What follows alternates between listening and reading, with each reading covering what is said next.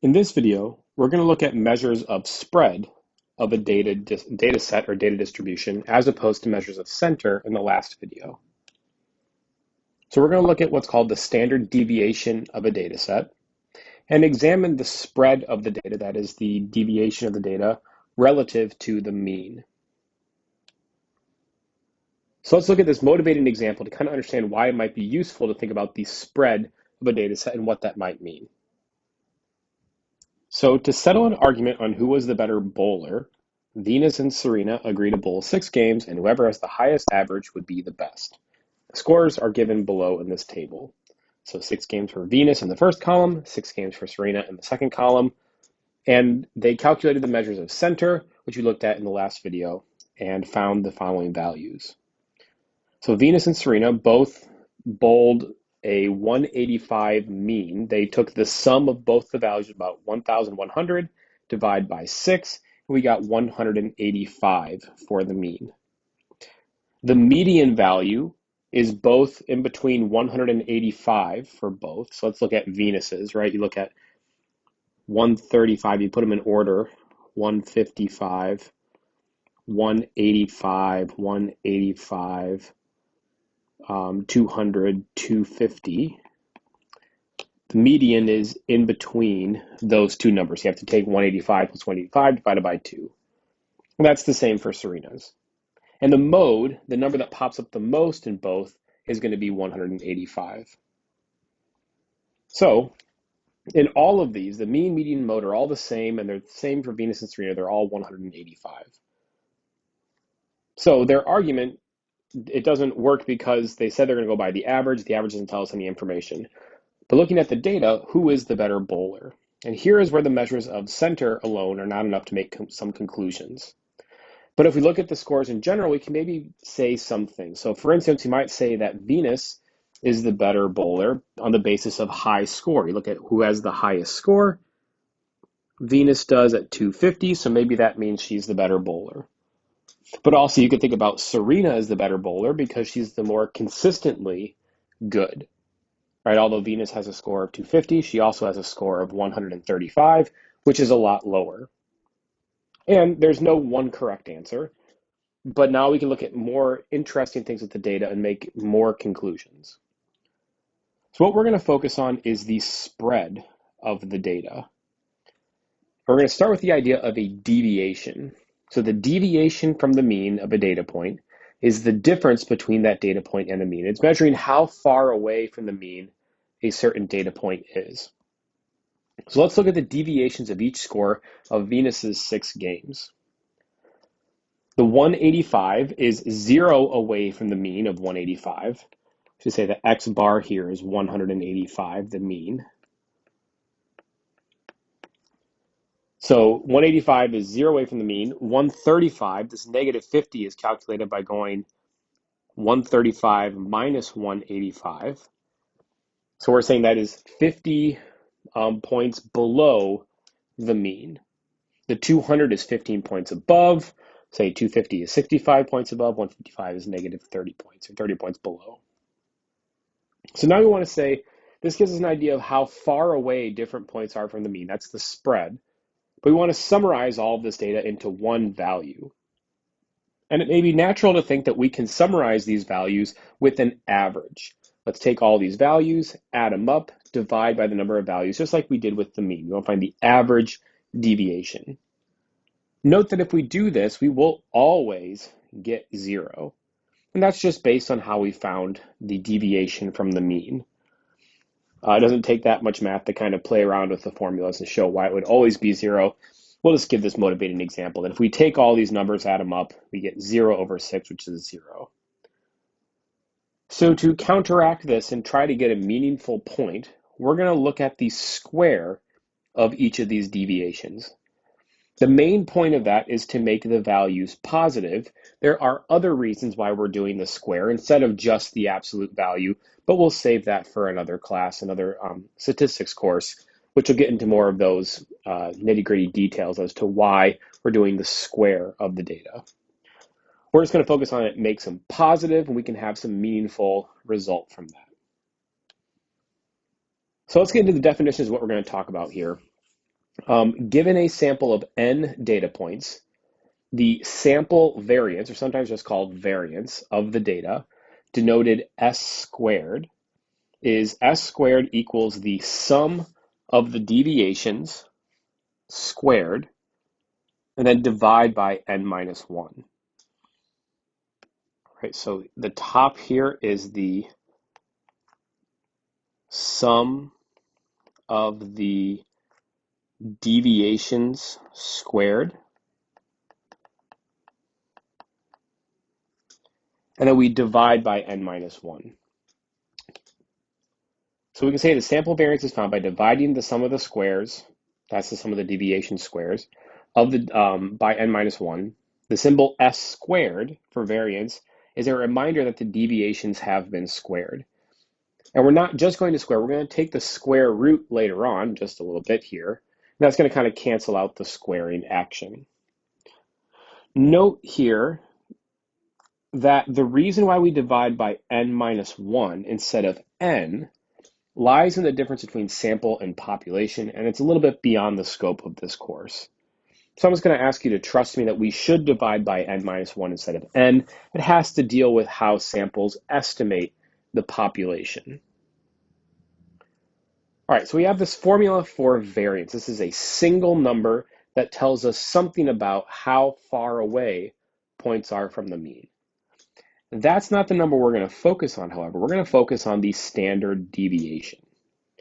So given a sample of n data points, the standard deviation of the data, denoted s, that's like the square root of s squared, s is the square root of the variance, that is the square root of s squared. That's going to be s is the square root of the sum of the squares of the deviations divided by n minus 1. That's all one big formula. So the standard deviation is the value that we're going to care about. That's what we're going to be trying to calculate on the next few pages. And this will be the average deviation from the mean. That's what we kind of care about, the average deviation from the mean. This tells us how far away points are from the mean. And we can do even a little example here to kind of understand what this is sort of saying. So let's look at 3 different data sets.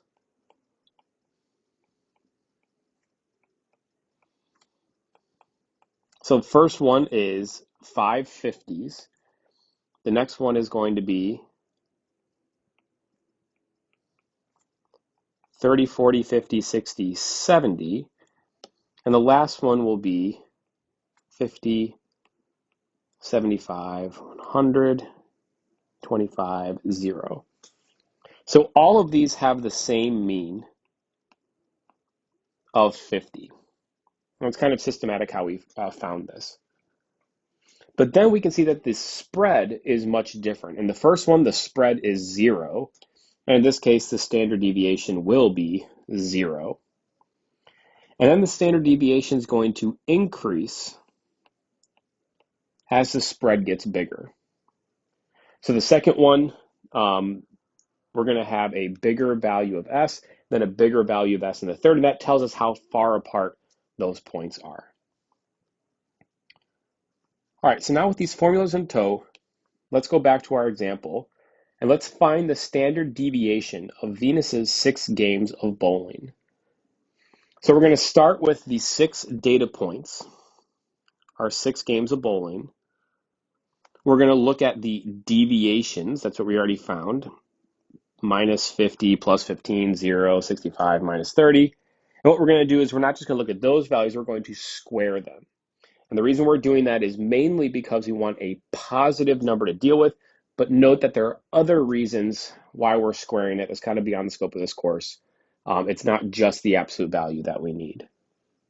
So when we square these values, we get 0 squared is 0. This 2,500 is negative 50 squared. A negative number squared is positive, so that's just 2,500. And we get the rest of the values down the line. So this is what we care about, the squares, and we're going to be looking for the sum of the squares. That is, we're going to add all of these numbers.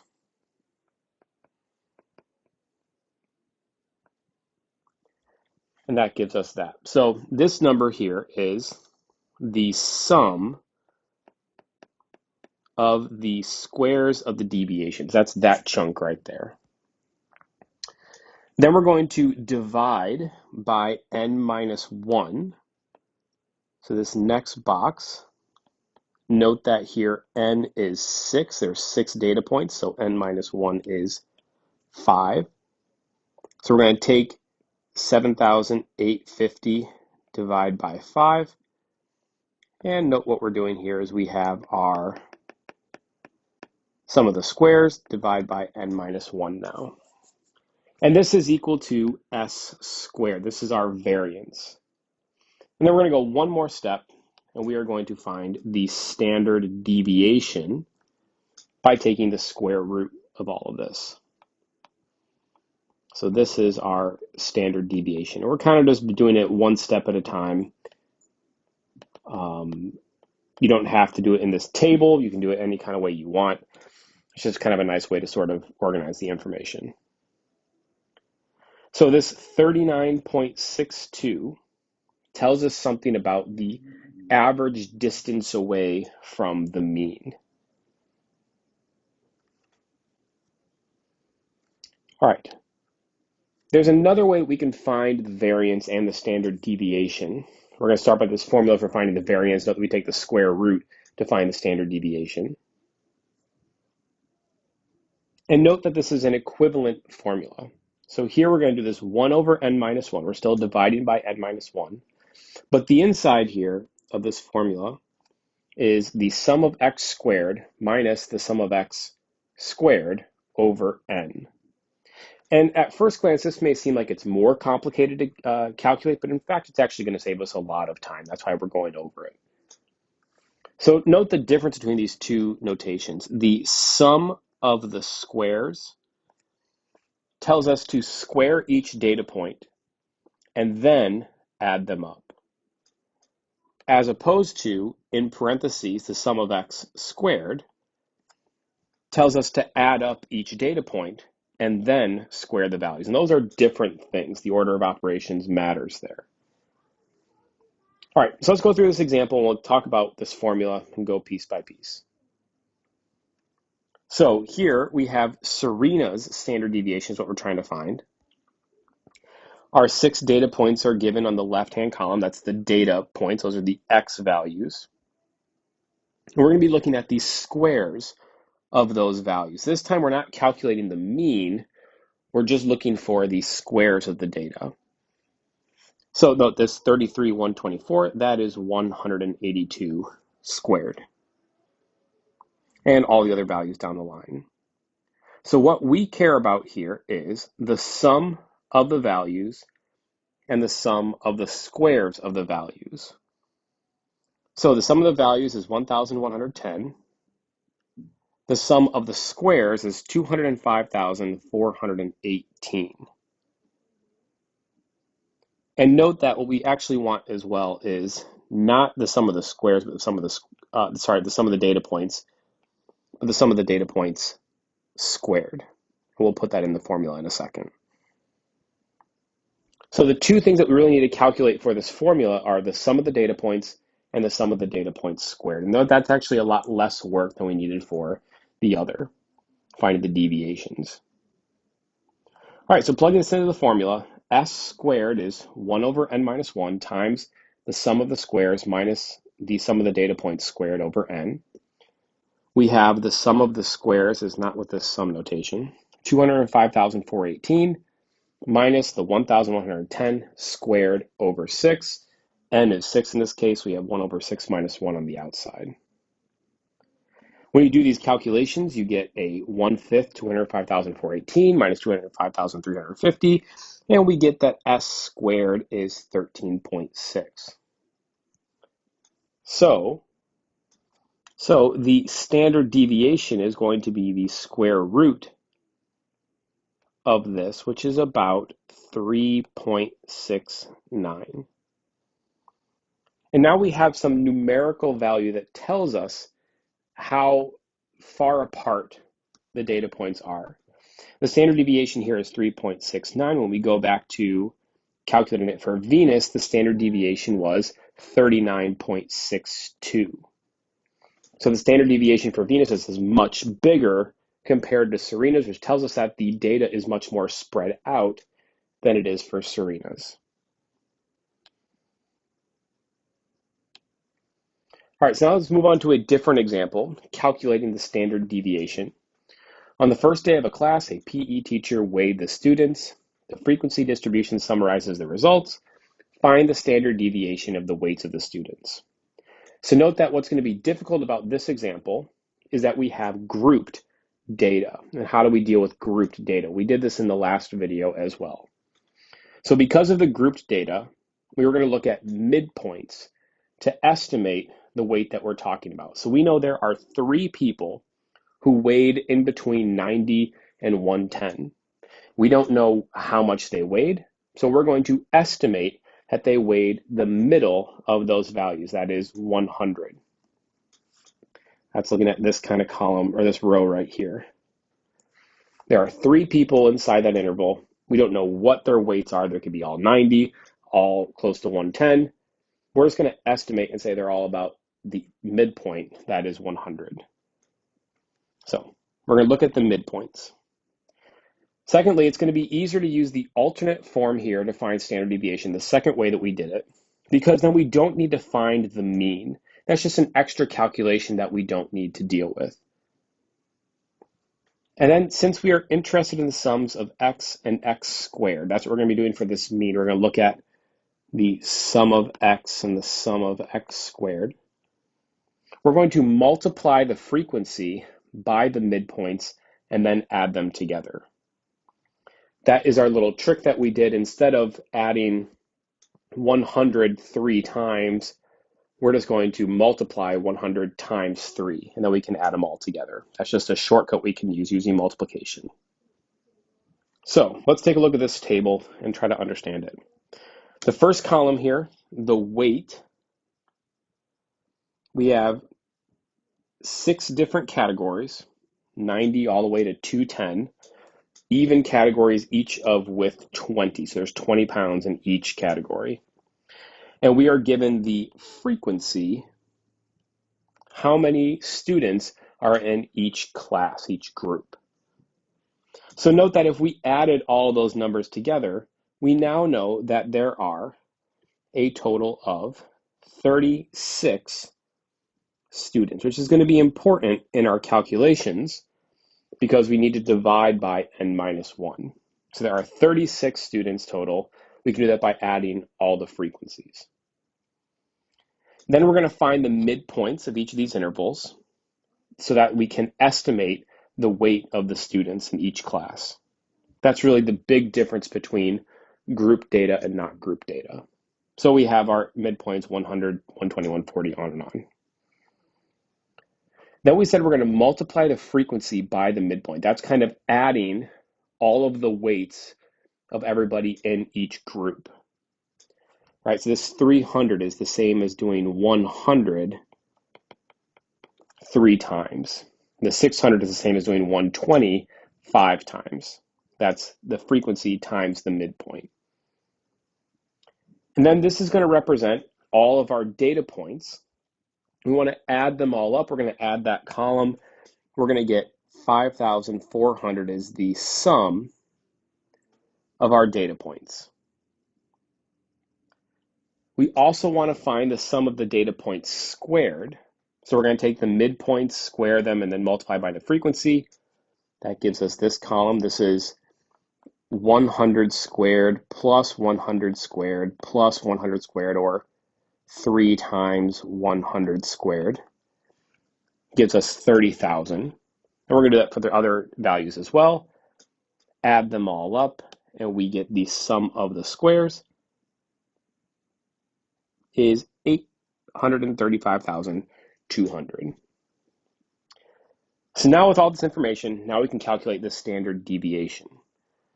So S squared is going to be 1 over n minus 1 times the sum of the values, the sum of the squares of the values, minus the sum of the values squared over n. So plugging everything in here, we have 1 over 35, that's n minus 1. Sum of the squares was 835,200. Sum of the values is 5,400. We're going to square that and divide by 36. And when we do all of that, we're going to get s squared is 720. So that is our variance.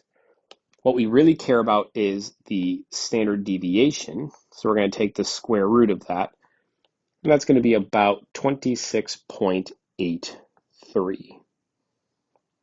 So there is our answer there. That is the average distance away from the mean. And note that we didn't even need to calculate the mean in order to say anything about that. We could have, but we didn't need to.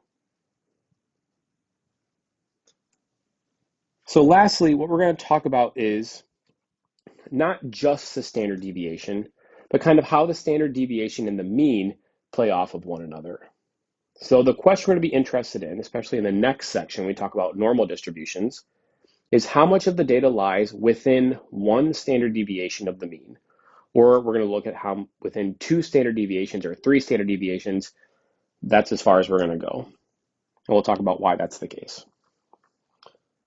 So what we mean here is that we have our mean, x bar, and if we have a little number line here, our mean is in the middle somewhere.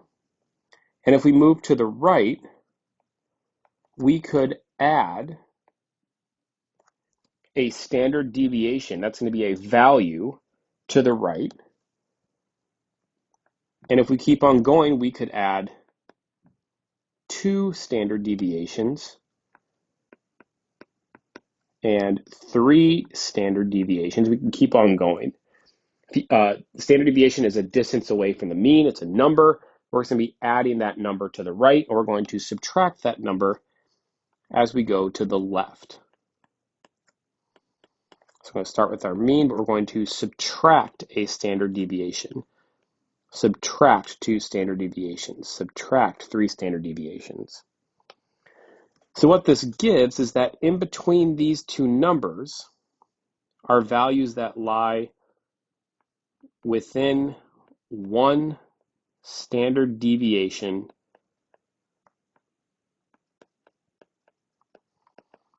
of the mean. If we go to x bar minus 2x and x bar plus 2s, that's going to be values that are within 2 standard deviations. I'm going to abbreviate with SD of the mean. And then finally, we're going to look at 3 standard deviations of the mean. And we'll talk about why we're just going to go to 3 in the next video.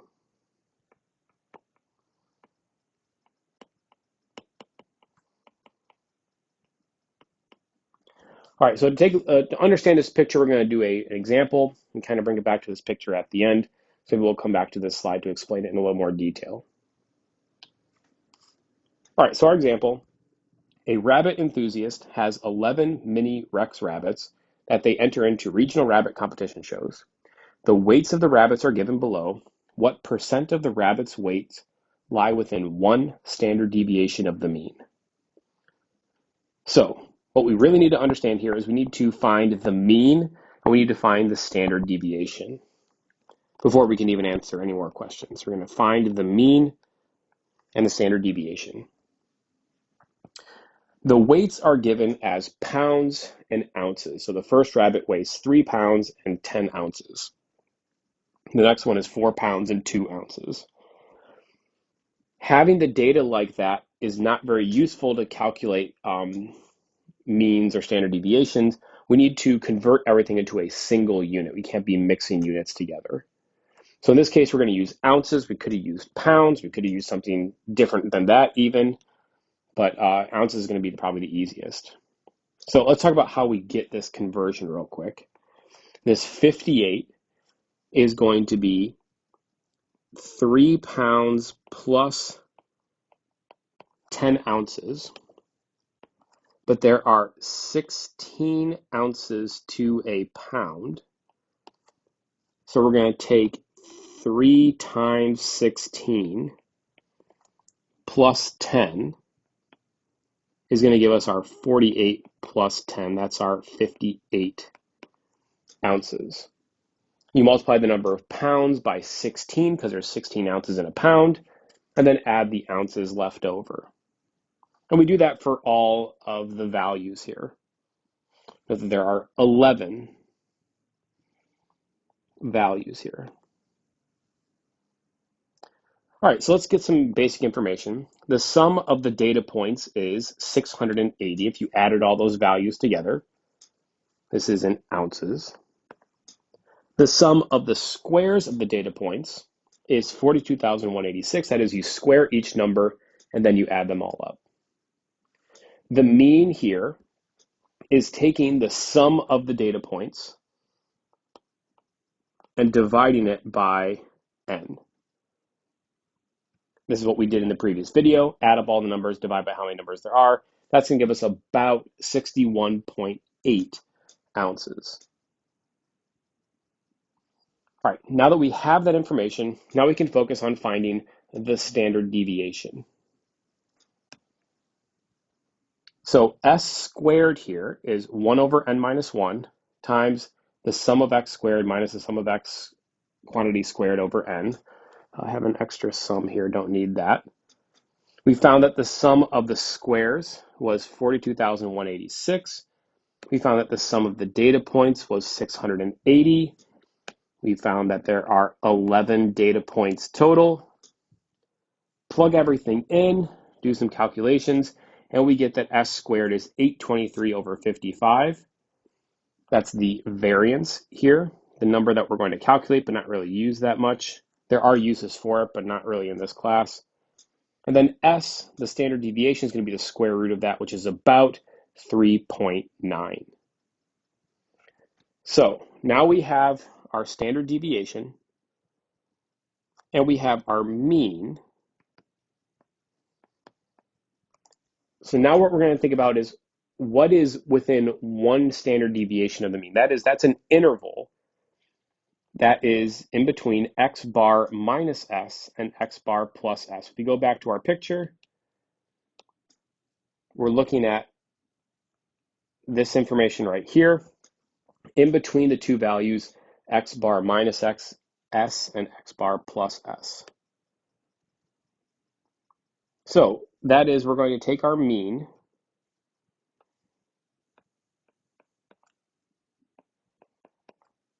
and we are going to subtract off s, and we're going to add s to it, and we get two values, 57.9 to 65.7.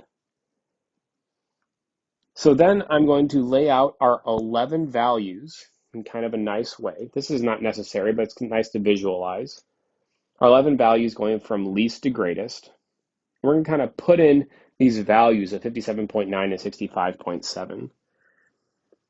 So here is the 57.9, and here in between here is 65.7. So these are the values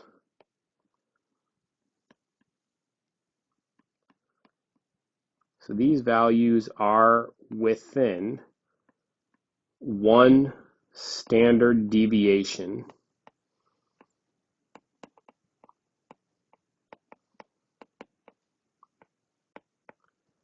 of the mean. It asks for what percentage of values are within one standard deviation of the mean. So this is 8 values.